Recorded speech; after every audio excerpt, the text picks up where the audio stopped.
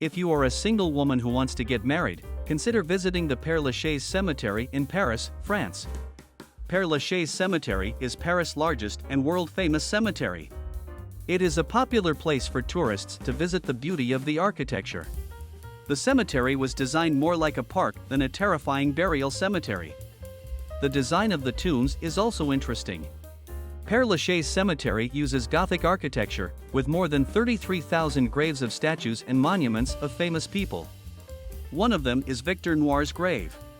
His grave is the grave where the young people flocked to stroke the genitals to the point of doing sexual acts with metal statues, becoming the place of the legend of molesting the grave.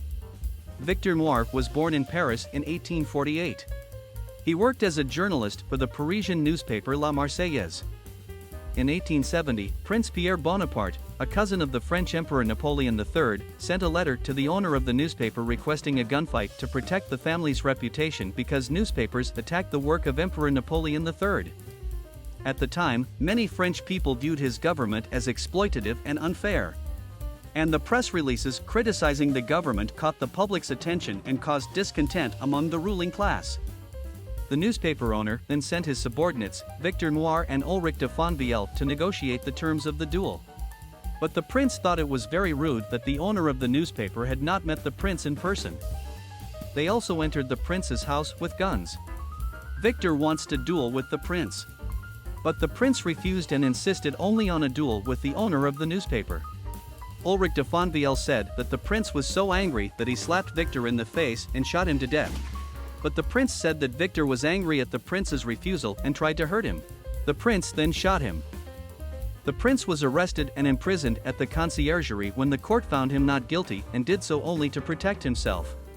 The prince was released and paid compensation of 25,000 francs. The incident caused so much anger among the people that a massive protest erupted. Over 100,000 people attended Victor's funeral and helped pull the carriage that carried his coffin into the family cemetery. In 1891, more than 20 years after Victor's death, his body was transferred to Père Lachaise Cemetery and commissioned a French artist created a life-size bronze statue of him to set up in front of his tomb.